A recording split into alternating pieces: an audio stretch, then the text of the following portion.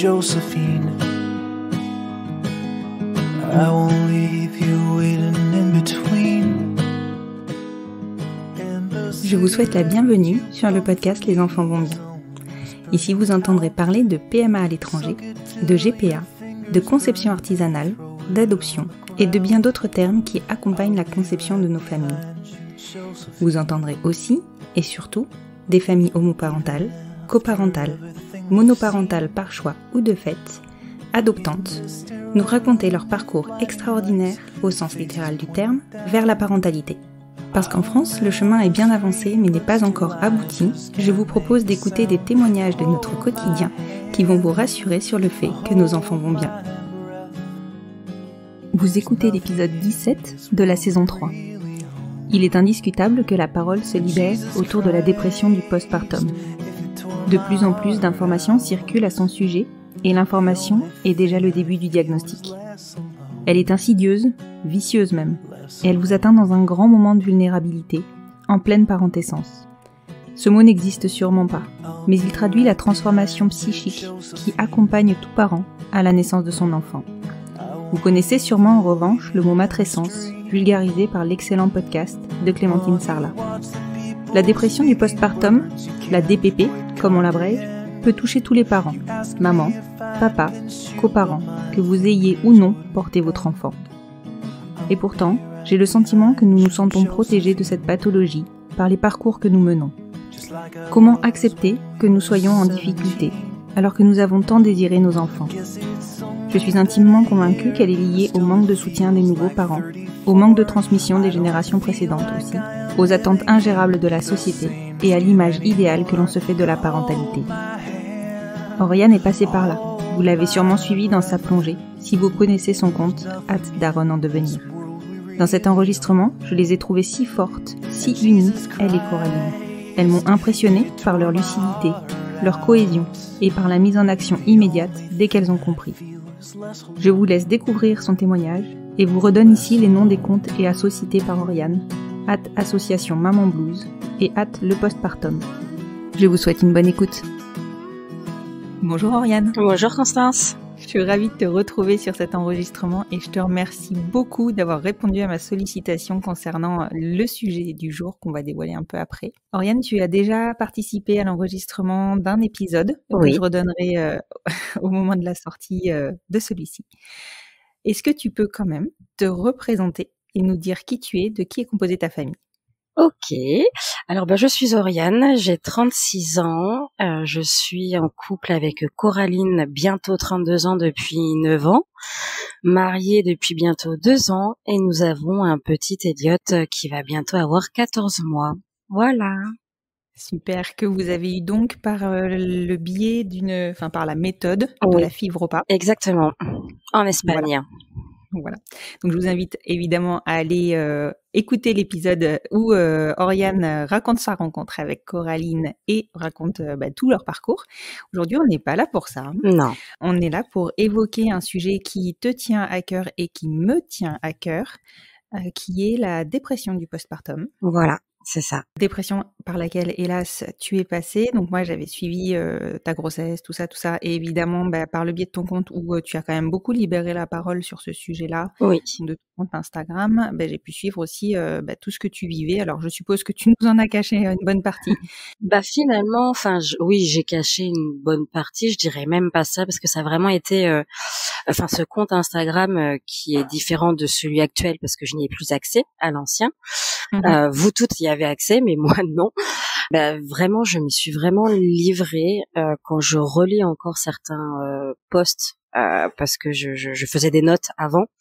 Il y avait des phrases qui me passaient par la tête, je voulais les garder. Je me dis comment j'ai pu être dans cet état-là, donc je me dis bien que à l'instant T, je devais quand même livrer des choses assez violentes peut-être, mais d'un sujet quand même qui reste grave et existentiel dans la vie des parents et qui doit être abordé. Ouais, complètement. Et c'est vrai que moi, quand je lisais tes posts, mais j'avais tellement envie de venir te secourir. C'était viscéral. Enfin, tu sais, ça prenait aux tripes. Ouais.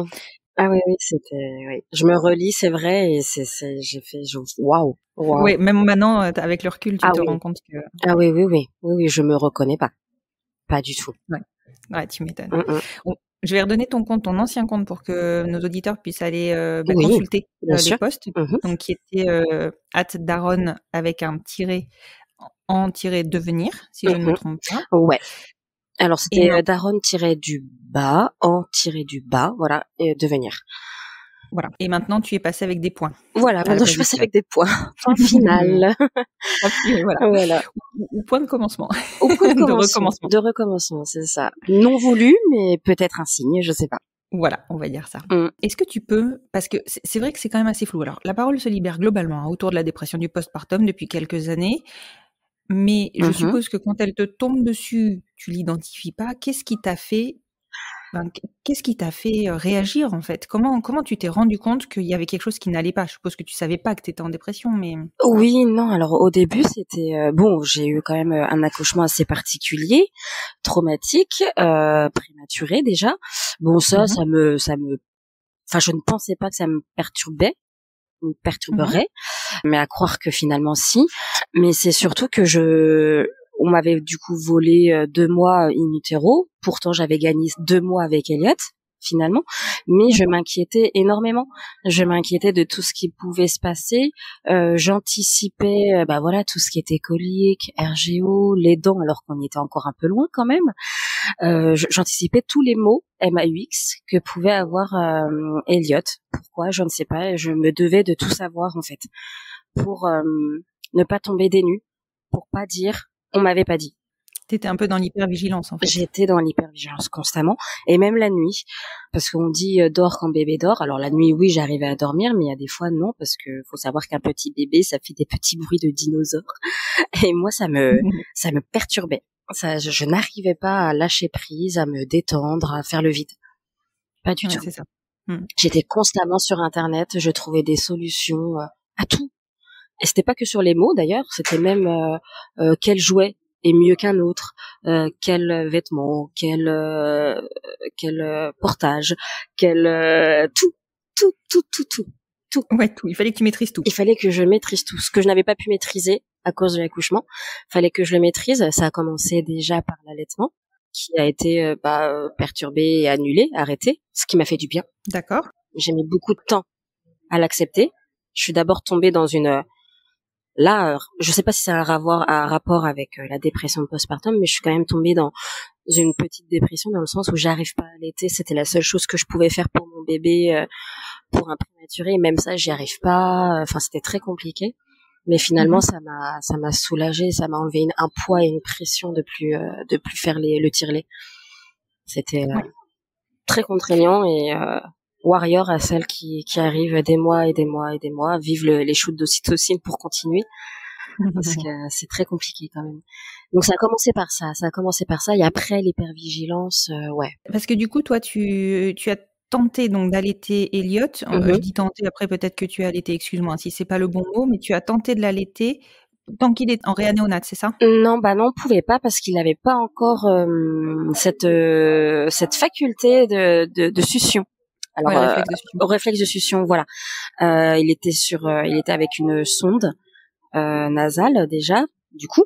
Et pourtant, on avait travaillé dur avec Coraline quand j'étais hospitalisée pour retirer le lait, même si c'était 1 millilitre, 2 millilitres, c'était une victoire. Mais non, on a tenté, mais il prenait pas. Et puis avant, faut le peser, le faire téter, le repeser, tirer le lait, lui redonner. En fait, je m'occupais pas de mon fils. J'étais là pour le coup, j'étais vraiment une vache, quoi. Alors que un allaitement qui aurait pu bien se passer, j'aurais pu faire du pot à pot et l'allaiter quand il en avait besoin. Là, c'était pas du tout le cas. Ouais. Puis avec mes 2 cicatrices, j'avais beaucoup de difficultés à l'avoir dans les bras. Je pouvais pas l'avoir plus d'1 heure ou 2. Ça commençait à me faire mal. Parce qu'il y a une petite complication, dans la césarienne. On a dû refaire une autre opération. Une opération, du coup, durant la césarienne, où j'ai 2 cicatrices. Donc, ça aussi, ça a été perturbant. Oui, ça a dû perturber votre lien d'attachement aussi, probablement. Oui. Alors, ce qui est bizarre, c'est que j'ai pu le voir grâce à Coraline 4-5 heures après l'opération. Ça, c'est Coraline qui a insisté. Ils ont quand même emmené mon libre encart en réa bébé, chose qui n'est pas très aisée. Oui, je me doute. Je ne m'en souviens pas de ce passage-là. On a dû y rester, je crois, une demi-heure, une heure peut-être, je sais plus, mais je m'en souviens pas. Mais apparemment, je l'ai trouvé très très beau, que j'arrêtais pas de le dire. Donc, je pense que c'est déjà un premier lien. Oui, complètement. Et que surtout, je l'ai reconnu. Et ça m'a énormément aidé. C'est grâce aux photos 3D. Ça, c'est des échographies en or. Oui. Dans ce genre d'accouchement qui peut être traumatique, c'est que, mais vraiment, je l'ai reconnu. J'ai dit, ah, lui, c'est le mien, lui. J'en suis sûre. C'est certain. Donc, je l'ai reconnu. Ça m'a énormément aidé. Et après, j'ai été, je sais pas, spectatrice peut-être. Je le prenais dans mes bras, j'étais heureuse, je souriais, il me regardait, on se regardait, mais ça n'a pas été, comme tout le monde le décrit, l'amour fou. Pour Coraline, ça a été différent. Elle avait un besoin viscéral d'être avec lui, mais aussi d'être avec moi. Et en soins de néonate, c'était pas possible d'être ensemble. D'accord. Donc, c'était pas possible d'être à 3.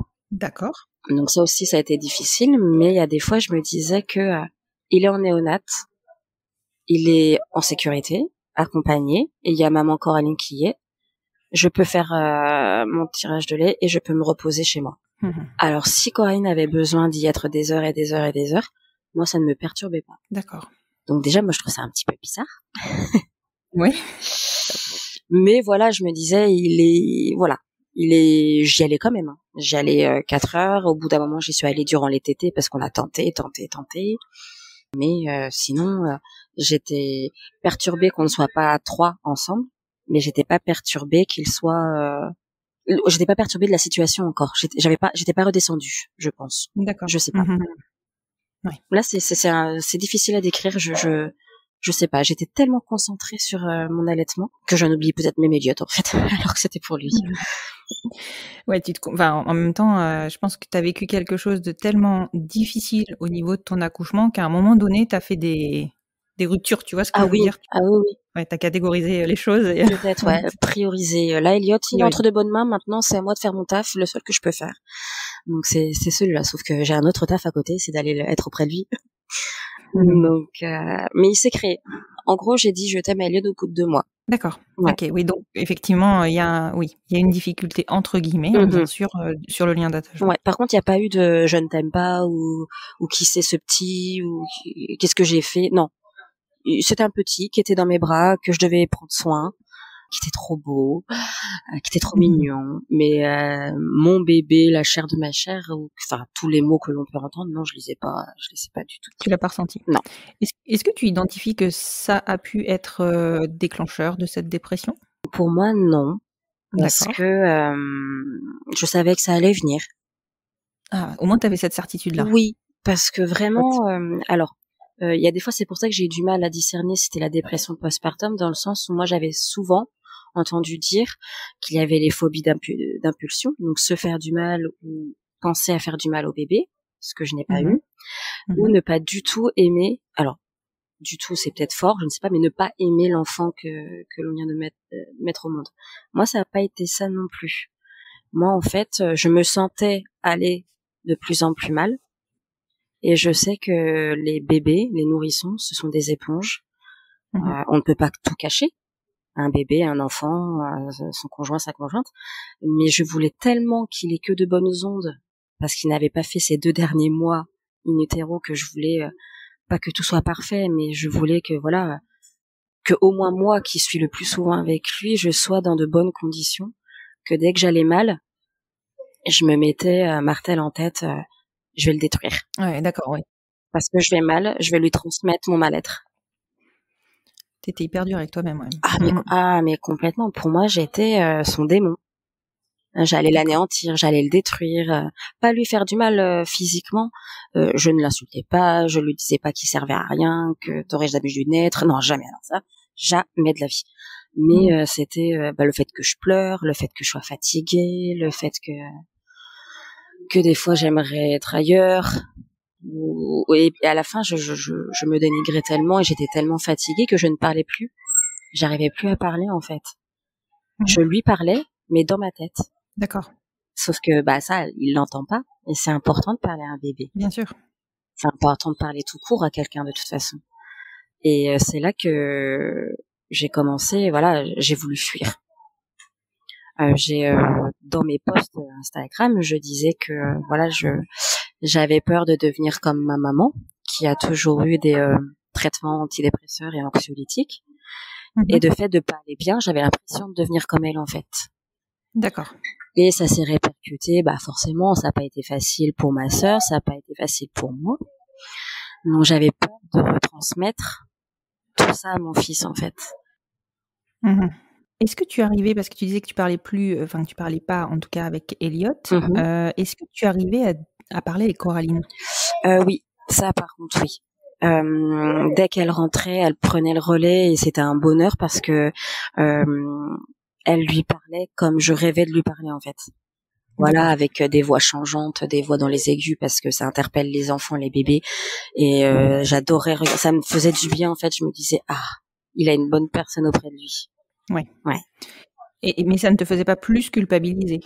Si, ça a commencé parce que oui, ça a commencé dans le sens où il y a un moment donné, j'étais vraiment au point de non-retour en fait. Tout a pété en fait la semaine où il aurait dû naître. Il aurait dû naître le 25 novembre. Donc il est né le 1er octobre, il aurait dû naître le 25 novembre. Et là, j'ai une seconde fois craqué. Je me souviens plus de la première fois que j'ai craqué, mais là, la seconde fois, j'ai vraiment craqué. J'avais demandé auparavant à Coraline de se mettre en arrêt parce que j'avais besoin. J'avais besoin d'un relais là en fait. Et là, ce soir-là, ça a craqué. On a pleuré toutes les deux, on a parlé énormément. Et je lui ai dit apparemment, parce que je m'en souviens plus trop. C'est pour ça que j'ai voulu témoigner aussi avec toi. C'est parce que je commence à oublier certains passages. Quand je lui redemande, apparemment, c'était ça ou zut, je ne me souviens plus de ce que j'avais pu lui dire, mais en gros, il faut absolument que tu te mettes en arrêt, sinon ça va pas le faire. Ouais. Mais alors, qu'est-ce que j'ai voulu dire par là? Je vais me barrer en fait. Je vais partir. Puisque je serai loin, il ira beaucoup mieux. Mais comment un bébé peut aller mieux sans un de ses parents? Oui, non, ça c'est sûr. Donc j'étais dans cette ambivalence-là. Je pars pour qu'il aille mieux, mais si je pars, non, je peux pas partir. Je peux pas le laisser. C'est impossible. Donc on en a beaucoup discuté et finalement elle a réussi. Et elle s'est mise en arrêt et c'est là qu'on a commencé à faire des démarches. J'ai vu mon médecin traitant, j'ai vu une psychologue dès le mois de janvier. Ça a démarré. Coraline s'est donc mise en arrêt, elle a énormément pris le relais. Je ne sais plus ce qui s'est passé durant cette semaine. Mais en tout cas, c'est à partir de ce moment-là que Elliot n'a plus dormi dans notre chambre. Il a dormi dans son lit. Et Coraline a installé un matelas dans sa chambre, pour qu'elle puisse dormir avec lui et moi que je reste dans notre chambre. D'accord. Donc à ces 2-3 mois, je n'ai plus dormi avec Elliot. D'accord. C'est pas pour autant que je dormais parce que le bébé, on l'entend. Et j'étais là à me balancer dans le lit, mon Dieu, je peux pas aller les voir. Ou dès que j'y allais, j'étais en panique. Est-ce que ça va? Est-ce que tu vas bien? Est-ce que tu arrives à dormir? Tiens, attends, je vais préparer. Et je speedais pour préparer les choses. Et Coraline me détendait. C'est pas grave. Il va attendre 30 secondes supplémentaires, le temps que tu fasses le biberon, tout va bien. Moi, il fallait que tout soit tout de suite, parce qu'à ce moment-là, je comprenais pas que les pleurs pouvaient être, alors pas bénéfiques, mais qu'un bébé pouvait pleurer par besoin. Oui. De pleurer, juste de pleurer. Pas par besoin de quelque chose. Oui, toi, il fallait que tu y répondes. Ouais, il fallait que j'y réponde. Ouais. C'était hors de question de laisser pleurer mon bébé. Sauf que ce n'est pas possible. Un bébé, ça pleure. Un bébé, ça pleure. Ça parle. Et parler, pour lui, c'est pleurer. Voilà. Et ça, j'ai eu beaucoup de mal. Ça, je pourrais dire que l'on ne m'a pas dit. Oui. Et quand tu as été voir ton médecin traitant, il a de suite identifié que tu étais en dépression du postpartum ou il t'a envoyé vers un spécialiste qui, lui, l'a diagnostiqué? Alors, pareil, là, c'est un peu flou, mais diagnostiqué, vous êtes en dépression postpartum, je n'ai jamais eu la phrase. D'accord. Si tu veux. Ouais, c'est dur. Voilà. J'ai eu, effectivement, là, vous êtes à bout, vous devez vous reposer, vous devez passer le relais, vous devez prendre soin de vous, bébé va bien, bébé a malheureusement des maux de bébé. Ça, j'ai eu beaucoup de mal à l'accepter aussi. On fait 1 milliard de choses pour 1 milliard de personnes, mais pour les maux de bébé, on ne fait rien, quoi. Enfin, bref. Ouais. Mais donc moi, je vous conseille d'aller voir quelqu'un. Donc on a été chercher. Alors je sais plus si on nous a orienté. Je crois qu'on nous a orienté pour une psy qui suivait des personnes qui étaient en dépression postpartum, je crois. Malheureusement, on n'a pas pu avoir un rendez-vous tout de suite. On a eu un rendez-vous avec une de ses confrères. D'accord. Donc ça a commencé au mois de janvier. D'accord. Donc au mois de décembre, on n'a rien fait du tout, mais on a commencé au mois de janvier. Donc Elliot avait 3 mois. Voilà. D'accord, ok. Et à partir de janvier, il s'est passé quoi pour toi? Alors à partir de janvier, du coup, j'ai eu le suivi avec la psychologue, on va dire toutes les semaines, puis ensuite toutes les 2 semaines. Et il y a aussi chose très très importante, vu que nous sommes quand même nombreuses et nombreuses à être sur les réseaux sociaux, notamment Instagram. Il y a un compte Instagram et une association Maman Blues, que je suivais énormément à cette époque, dont leur post me parlait pour la plupart. Parce que pareil, je n'ai pas de phobie d'impulsion, j'avais pas de soucis de lien d'attachement, non. Mais pour certains, la fatigue, l'accumulation me parlait énormément, et Coraline les a contactés, qui eux nous ont dirigés vers le centre psychiatrique périnatal, centre périnatal psychiatrique du CHU de Bordeaux. D'accord. Donc de là, pareil, on a pris rendez-vous pour pouvoir avoir un suivi, et j'ai pu avoir à partir de tout le mois de février, tous les mercredis, je pouvais y aller. D'accord. La matinée jusqu'en début d'après-midi.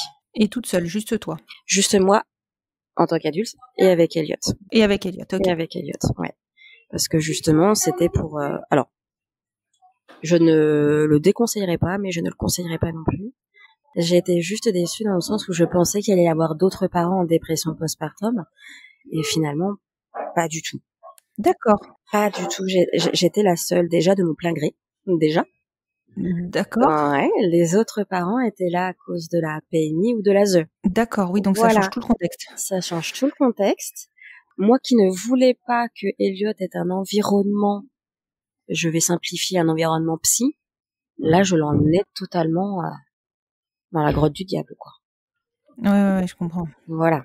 Il y avait des pathologies, voilà, avec traitement. Bon, je sais, la dépression est une pathologie, mais j'étais pas là par la PMI ni l'ASE. Oui, bien sûr, t'étais là de ton plein gré. J'étais là de mon plein gré. Donc à chaque fois qu'on me demandait ça, je suis bon, t'as voulu venir ici? Ouais. Donc j'expliquais pourquoi, et non, les autres mamans, c'était pas pour ça du tout. Moi, j'étais pas super à l'aise. Elliot le sentait, il ne dormait pas, et il pouvait pas quitter mes bras, donc c'était très très très fatigant. Très très fatigant. Je dis que je le déconseillerais pas ou que je le conseillerais pas non plus, parce qu'en fait j'en ai parlé du coup à ma psychologue, parce que je voyais également ma psychologue qui me disait si vous voyez que ça ne vous a pas convenu, c'est que vous étiez pas faite pour aller là-bas, et c'est que tout cet environnement ne vous concerne pas, donc c'est que vous en faites pas partie. Oui, elle a pas tort. Et voilà le côté positif de tout ce mois de février dans cet endroit. Mais moi j'étais prête à la base à aller en hospitalisation complète. Oui. Comme ça, je serai loin d'Elliot, et on pourra prendre en charge ma dépression. Sauf que quand on va en hospitalisation complète, donc les nuits, il y a aussi bébé. Oui.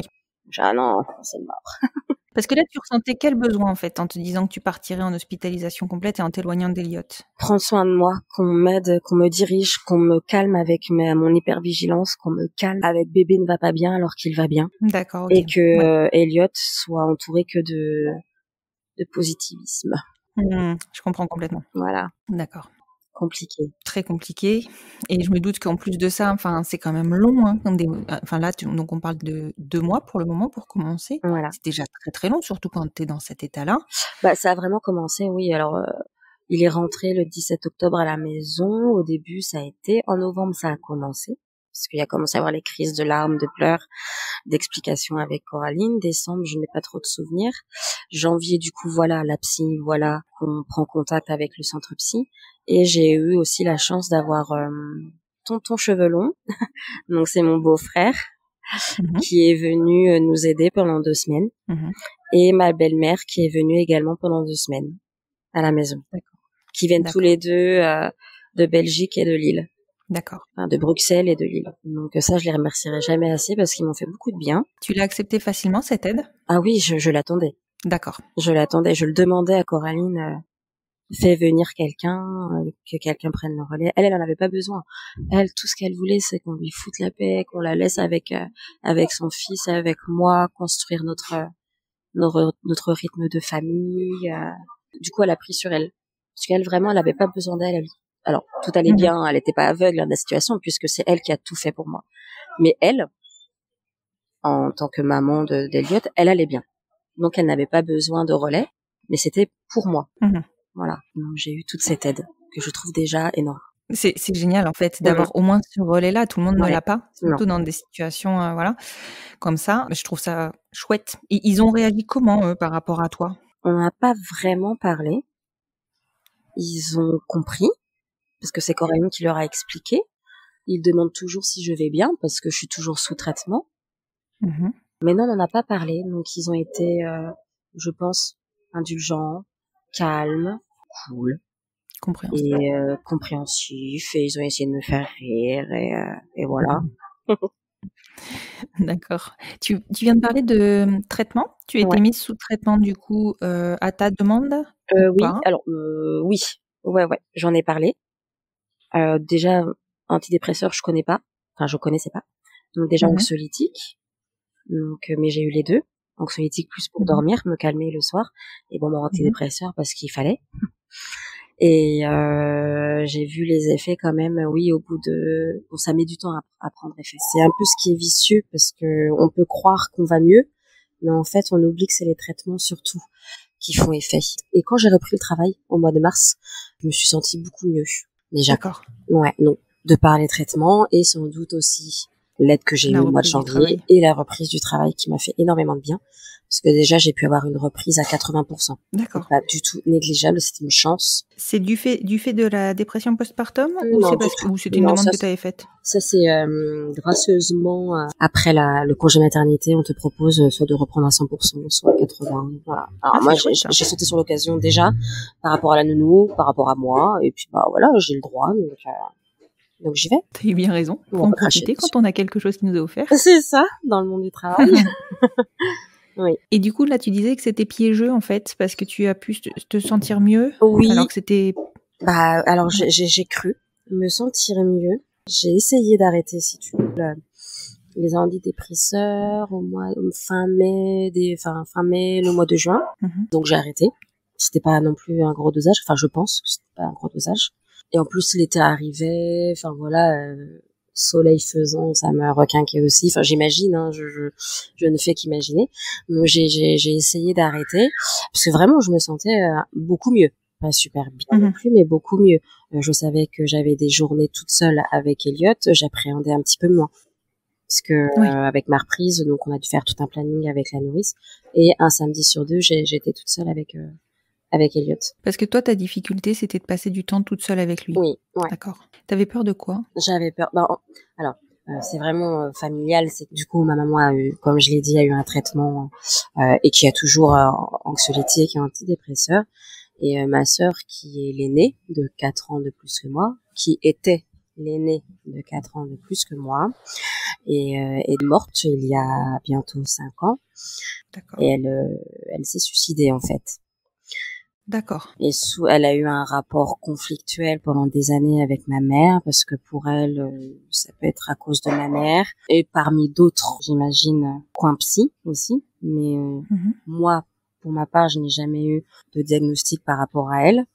Elle est décédée dans son pays d'adoption, l'Allemagne, et mariée avec un Mexicain. Donc, il se parlait en anglais. Donc, déjà, on a dû, voilà, pour la traduction, pour comprendre, c'était connu. Je veux dire, je savais qu'elle était pas bien. Je suis en accord avec ça. Je sais pourquoi elle l'a fait. De toute façon, j'ai toujours eu l'épée de Damoclès au-dessus de ma tête entre ma sœur et ma maman. Donc, je savais qu'un jour, ça allait arriver. Mais je ne pensais pas que ça arriverait, c'est vrai, à ma sœur. D'accord. Moi, je suis en accord avec ça. J'ai toujours été en accord avec le suicide. De toute façon, j'ai pas attendu que ma sœur passe le pas ou que ce pas-là réussisse, parce que c'était pas la première fois. Pour voilà, être en accord avec ça et comprendre ces personnes qui en arrivent là. C'est la façon dont ça peut être fait qui peut me poser question, et voilà. Et ce que moi j'avais peur, en fait, c'est que j'ai vu un psy durant du coup mon deuil pour ma sœur, qui m'a dit, du coup, par contre, vous ferez attention à l'adolescence si un jour vous avez un enfant. D'accord. Donc lui avait quand même acté qu'il pouvait y avoir une coïncidence génétique, enfin pas une coïncidence, mais héréditaire, quelque chose de génétique. Ouais.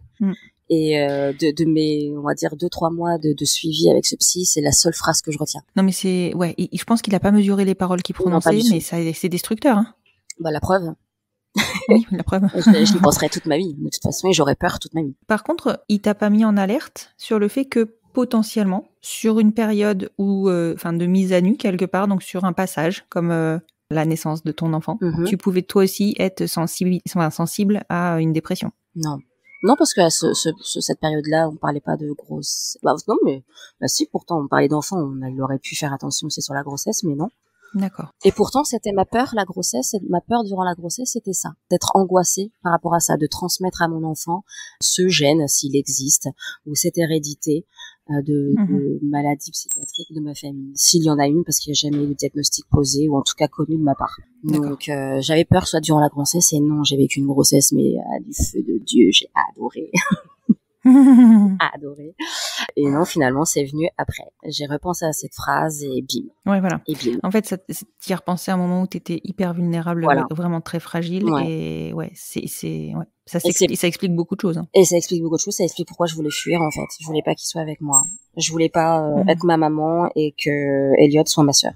Alors que pourtant aussi, j'avais vachement été rassurée sur le fait qu'on fasse une FIV repas. Oui, c'est ce que j'allais te dire, et pourtant c'était une repas. Et pourtant c'était une repas, donc pas mes gènes. Et ça aussi, ça avait fait partie du pourquoi on faisait aussi la FIV repas au fond de moi. Ça, je l'ai jamais dit, parce qu'il fallait tout expliquer. Mais il y avait ce point-là aussi qui fait au moins. Mais non, il y a eu cette phrase de dite et ça reste. Hein. C'est vrai que je crois que sur le premier épisode, tu m'avais parlé du fait que tu ne voulais pas transmettre tes gènes. Ouais, peut-être, oui. Peut-être que j'en avais parlé. Ça me parle, ou alors on en avait parlé ensemble. Mais... Oui, une fois que c'est dans la tête, c'est dans la tête. Et puis, de toute façon, on sait bien que c'est pas que génétique, pas que héréditaire. Donc, bien sûr. Je fais un travail. Mais il y a un facteur quand même. Tu vois, pour la maman, pour toi, je veux dire, il y a quand même un facteur. Donc, moi, je sais que je suis totalement. Alors, je sais. On me le dit. Par chance, je ressemble plus à mon père qu'à ma maman pour ça. Et je suis différente de ma sœur. Mais rien n'est impossible. Donc, je travaille là-dessus aussi. C'est pas parce que c'est arrivé à ma mère, c'est pas parce que ma sœur a fait ça que je serai comme ma mère et que mon fils va vouloir à l'adolescence ou adulte, voilà. Oui, bien sûr. Et puis bon, encore une fois, certes, il n'y a pas que la génétique, mais si toi tu te prends en main et que tu es en paix avec toi-même, tu vas rien véhiculer, à mon sens. Hein. Mais oui. Mais c'est surtout que je suis, c'est pour ça, donc je disais que au mois de juin, j'ai arrêté les antidépresseurs parce que je me sentais redevenir, la Oriane que tout le monde connaît, que je me connais, plutôt solaire et bonne vivante. Donc, tentons. J'ai tenté et non, ça l'a pas fait. C'est toi qui as pris cette décision ou tu l'as prise en accord avec ton psychiatre? Ah non, je l'ai pris toute seule et je la conseille à personne. C'est pas bien du tout. Alors que je suis la première à dire de ne jamais arrêter n'importe quel traitement comme ça. Mais moi, je l'ai fait parce que je sais pas. Parce que tu ne t'appliques pas à toi-même, ce que tu dis aux autres. Exactement. Comme tout le monde. Exactement. Et je regrette pas de l'avoir fait. Parce que j'ai compris que j'avais besoin des traitements finalement encore un peu. Parce que donc ça n'allait pas. Mes angoisses revenaient et je commençais aussi à avoir chose que je n'avais pas eu jusqu'à maintenant, mais le postpartum au niveau du corps, de pas supporter mon corps, voilà, bref, un petit, voilà, chose à laquelle j'avais même pas pensé une seule seconde avant. Et un jour, je vois au mois de juillet, un post Instagram d'une personne que je suis et que j'apprécie beaucoup aussi, c'est le postpartum. C'est Justine qui le tient et qui, elle, pareil, avait arrêté et a dû reprendre parce qu'elle a senti que ça n'allait pas et que c'était effectivement à cause de l'arrêt. Et là, ça m'a fait tilt. Ouais. J'ai punaise, mais oui, si je vais pas bien, c'est à cause de ça, en fait. Mais t'es bête, c'est pas parce que ton corps est moche, que tu penses que ton corps est moche, que tu penses que t'es nul. Non, c'est parce que t'as arrêté les antidépresseurs et que c'est pas le moment d'arrêter. Oui, parce qu'en plus de ça, le risque, c'est qu'après, tu tombes dans l'engrenage du dénigrement et que t'arrives même plus à être lucide par rapport à ça. Exactement. Exactement. Donc, du coup, j'ai repris et voilà, j'ai repris dès que j'ai pu. Alors là, par contre, j'en avais parlé et j'ai repris dès que j'ai pu parce qu'en plus, il y a avoir les vacances, la reprise du travail, beaucoup d'étapes qui ne sont rien dans la vie normale, mais quand on n'est pas bien, c'est des grosses étapes. On ne veut pas foirer les vacances des gens, on ne veut pas foirer ses propres vacances. C'est pareil, toujours le rapport avec Elliot. Donc j'allais toute seule avec lui. Enfin, donc non, fallait que je reprenne. Et depuis, ça va. Voilà, le cheminement se fait. J'ai toujours un traitement. Je sais pas quand est-ce que je vais l'arrêter parce que j'ai peur de l'arrêter. Du coup. Mais je pense que tu ne l'arrêteras plus toute seule. Mais plus toute seule. Non. Bah c'est surtout que je sais pas en fait quand est-ce que je vais savoir que si je vais pas bien. Bon, c'est une petite passe parce que c'est une mauvaise semaine, une mauvaise journée ou un mois pourri. Enfin, quand est-ce que je vais savoir ça? Le discernement entre la dépression et c'est la vie. Ça arrive, on peut pas aller bien. Après, tu vas continuer très certainement à te faire suivre malgré l'arrêt du traitement. Alors ça, par contre, c'est la prise en charge qui est pas top pour ça. C'est bien la psychologue. C'est que la psychiatre, j'ai pas réussi à avoir de rendez-vous et c'est le seul qui est remboursé intégralement. Oui, et qui en plus, pour avoir un suivi thérapeutique, il faut, c'est mieux d'avoir une psychiatre, évidemment. Mais par contre, c'est bien joli, la psychologue, même si c'est remboursé, il y a que 5 séances de remboursées par an. Ouais, complètement. Donc moi, j'en étais déjà à 7-8. Ouais, ça fait quand même. Et encore, la mienne n'était pas chère. Et encore, la mienne n'était pas chère.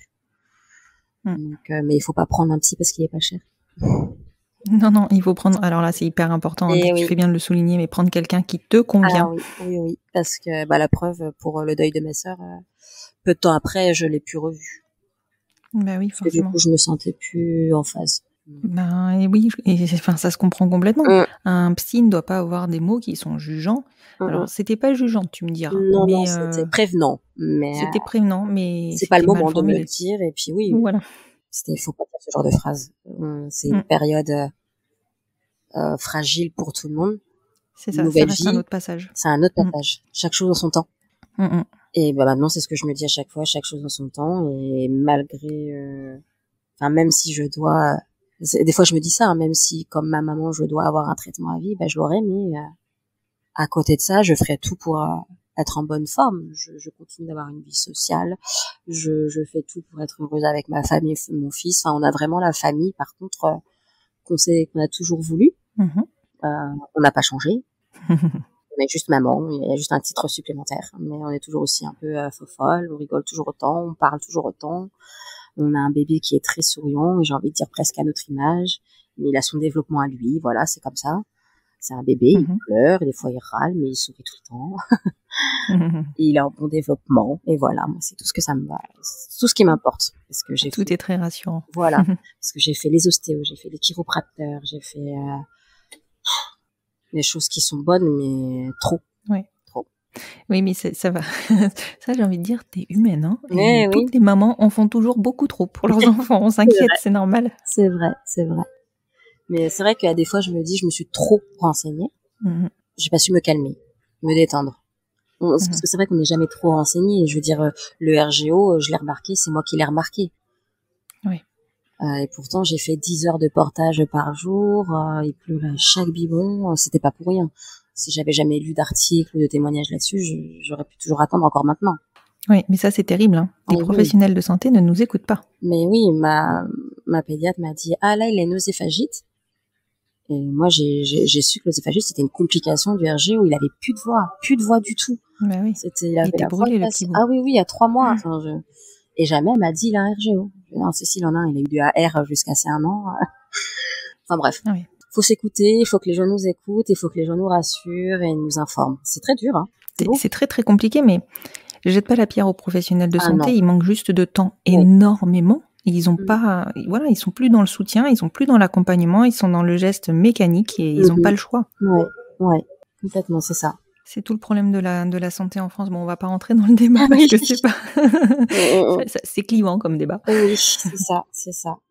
Mais voilà, tout ça pour dire qu'il faut accepter les aides, les relais, faut parler, faut accepter l'aide thérapeutique. Parce que moi, ça m'a sauvée. Mais c'est là où t'as été très forte, hein. C'est que, t'as tout accepté. Enfin, tu vois, des fois, quand t'es enfermée dans ton truc, tu veux pas d'aide en plus. Tu veux, non, je vais m'en sortir toute seule. Non, toi, t'as eu la lucidité de te dire, il me faut de l'aide. T'as prévenu que ça n'allait pas et tu as demandé de l'aide. Après, c'est parce que je pense que, je sais pas si moi c'était grave ou pas, mais j'ose même pas imaginer les mamans en dépression postpartum qui ont des phobies d'impulsion et qui disent ne pas aimer leur bébé. Ouais, mais c'est terrible quand ça arrive. Moi, j'ai pas eu ça. Coraline m'a demandé, est-ce que tu peux te faire du mal? Est-ce que tu peux faire du mal à Elliot? Elle me l'a dit, cash. Je dis ça non, jamais. À partir de ce moment-là, elle a déjà été soulagée. Et ensuite, elle a fait tout ce qu'il fallait. Appeler la psy, appeler le centre psychiatrique périnatal, enfin bref, tout ça. Mais oser dire qu'on n'aime pas son enfant alors qu'il y a tout le monde qui dit il est trop mignon, il est trop choupi, tu dois être heureuse. Mais il y a des femmes qui le ressentent, hein, et c'est terrible. Enfin, pour elles, c'est très très dur, je pense. Hein. Et oui, moi, c'est une toute autre approche c'est une autre, peut-être, je sais pas, dépression postpartum. Est-ce que finalement, c'en était une, déjà? C'était lié à mon fils? Alors, c'est difficile, hein, quand on met jamais les mots dessus. Et Coraline, elle avait l'air quand même relativement bien informée parce qu'elle a pris les choses en main, et elle a fait ce qu'il fallait. Enfin, tu vois, elle a eu la bonne démarche. Bah, parce que déjà, elle était, elle lisait déjà mes posts. Elle savait ce que je postais sur l'association, voilà, Maman Blues. On parlait beaucoup. Et puis elle avait déjà fait cette approche aussi lors du pour le deuil de ma sœur. C'était elle qui avait appelé une psychologue, enfin tout ça. Donc je pense que, et puis non, enfin niveau prise en charge familiale, on le fait beaucoup avec nos propres parents, enfin nos mamans respectives. Donc voilà, faire les premiers pas, les premières démarches, on y va quoi. On l'a fait pour la PMA, on l'a fait pour l'adoption et on le fera pour quand ça va pas. Oui. Voilà, c'est les premiers pas. Je sais pas. Là, pour le coup, là, elle voulait juste qu'il se passe quelque chose. Quand on va pas bien, il faut faire quelque chose. Il faut trouver la chose. Il faut agir. Donc, on a cherché et on a appelé, on a pris des rendez-vous, on a consulté et voilà. Et quels sont les conseils que tu donnerais à une famille qui se retrouve avec une personne en postpartum? Je précise une personne parce que ça peut aussi concerner les coparents. Oui. Donc oui. Ne pas avoir peur de parler. Être prêt à écouter. Parce que je pense que la personne qui écoute peut entendre des choses très violentes aussi. Faut les accepter. Ça peut être dur. Enfin, moi, je sais que j'ai gâché le début de maternité de Coraline. Elle le ressent comme ça? Non, pas du tout. Pas du tout. Je veux la croire et je la crois, mais moi, j'ai ce ressenti-là. On va pas me dire forcément que j'ai pas gâché ce début de maternité en faisant ce que j'ai fait. Enfin, ça a pas été super cool, quoi. Donc, essayer de parler, apprendre à écouter, proposer, accompagner, forcer non, mais dire que, enfin, proposer, voilà, mais prouver aussi par A plus B que finalement c'est ça dont tu as besoin. Essayer, voilà, essayer. On essaye. Moi, j'ai essayé le centre psy périnatal, mais non, c'était pas ça. J'ai jamais vu de psy. J'ai jamais vu d'entretien. On m'a jamais parlé. Enfin, si, un peu, mais c'était la garderie, quoi. C'est fou. Ah, c'est incroyable. C'est pas leur rôle. Non, pas du tout. Non, je suis pas là pour attendre, en fait. Je suis là pour être en action, quoi. Donc, j'ai essayé. Ça m'a pas convenu. Et on a essayé autre chose. Et voilà. Il faut que les deux personnes soient à l'écoute et parlent. Ouais, c'est très important. Je pense la communication, c'est ce qu'il faut retenir. Et c'est ça, même quand on veut s'engager dans une parentalité, coparentalité, il faut que le couple soit solide ou pas. Non, parce que on peut être un couple solide et dès qu'on devient parent, tout retravailler. Mais je veux dire, si déjà de base il y a une base de communication, la communication, c'est la base. On le dira jamais assez. Hein. C'est clair. Oui, c'est la base. Pourtant, on le sait tous. Hein. Ne pas s'enfermer dans son truc. Ouais, exactement. Et ne pas se sentir fautif, mais bon, ça je le dis, mais je me le sens fautif, donc. Oui, voilà. C'est pas facile. Hein. C'est vraiment pas facile de ne pas culpabiliser. Être patiente, parce que je sais que moi, quand Elliot a commencé à sourire et à rire, je me suis détendue. Bah oui, parce qu'il te signifiait qu'il allait bien. Voilà. Il signifiait, je pense qu'il m'aimait aussi, et voilà, qu'il allait bien et qu'il m'aimait. Donc c'est tout ce que j'attendais. Ouais. Et on va pas se mentir, hein, c'est pas vraiment le premier et deuxième mois qu'on voit ça, quoi. Non. Non. c'est normal, c'est un bébé. Il ne sait pas encore comment faire. C'est ça. Et accepter. Moi, j'accepte les médicaments, j'accepterai le temps qu'il faut. T'as la bonne posture, hein, clairement. T'es dans le droit chemin, enfin dans le bon chemin, je pense. Bah après, voilà, je me suis retrouvée aussi comme j'étais aussi un peu avant. Donc, je sais pas si des fois, le fait de prendre un traitement change la personnalité de quelqu'un de base. Je sais pas ça. J'ai pas lu de choses à ce sujet. Mais moi, je me retrouve un peu comme avant. J'ai retrouvé, je l'ai pas perdu, mais ma femme, voilà, qui est pareille qu'avant. Et puis Elliot qui nous suit, donc j'accepte les médicaments. Si c'est pour être comme ça, je les accepte. Mais il va falloir aussi que j'apprenne et faire un autre travail sur moi de me sevrer. Oui, mais tu te feras accompagner, ça se fera tranquillement. Voilà, être accompagné, voilà. Ça, c'est important. Être bien accompagné. Juste une chose aussi, trouver un échappatoire. Moi, ça a été du coup le compte Les Daronnes en devenir. Qui t'a servi d'exutoire. Mais incroyable, j'ai eu des témoignages, des commentaires bienveillants, de belles choses, de belles rencontres virtuelles qui se sont dévirtualisées. Déjà nous deux.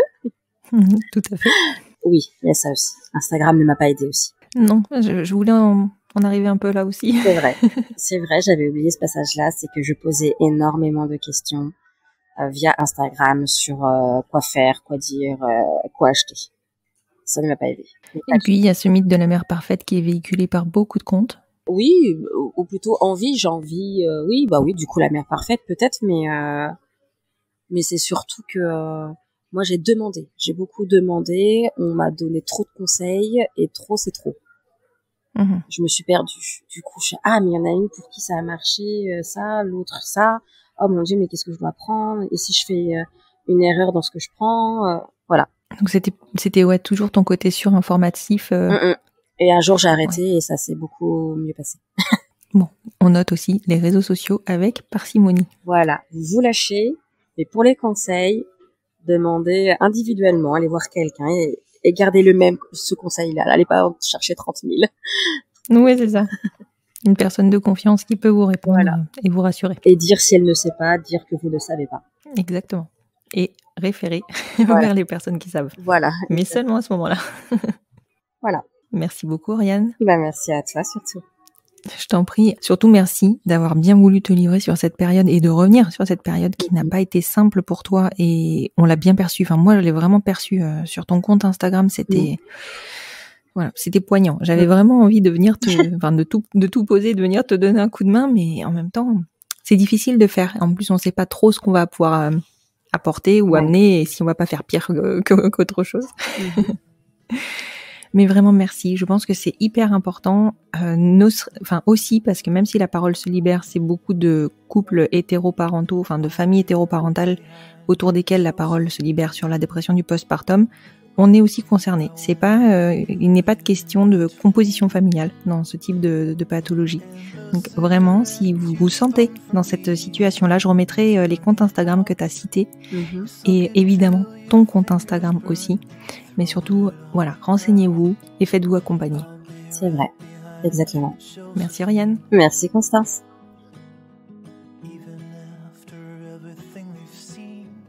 On estime, en France, que 10 à 15% des jeunes mères souffriraient de dépression du postpartum, un mal à différencier du baby blues qui lui toucherait jusqu'à 80% des femmes. Selon les sites, les chiffres diffèrent. Ce qui est indéniable toutefois, c'est que les chiffres augmentent systématiquement.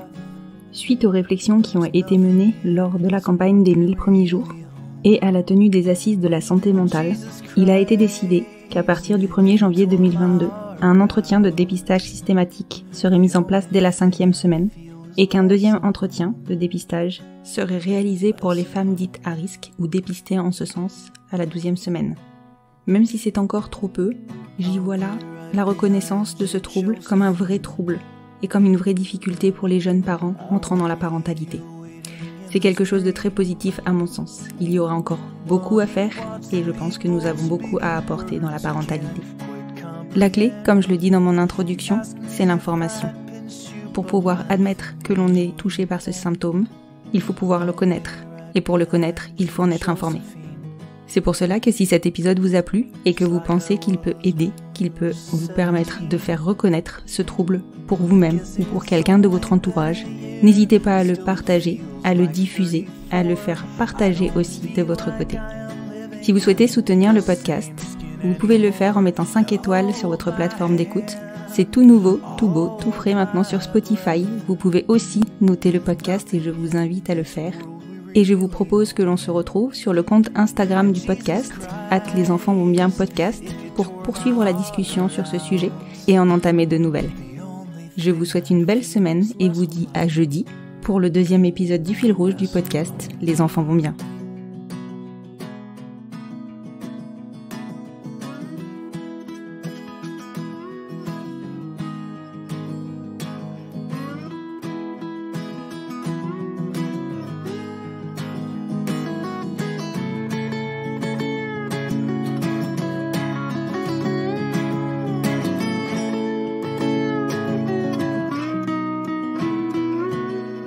I'll be right behind you, Josephine.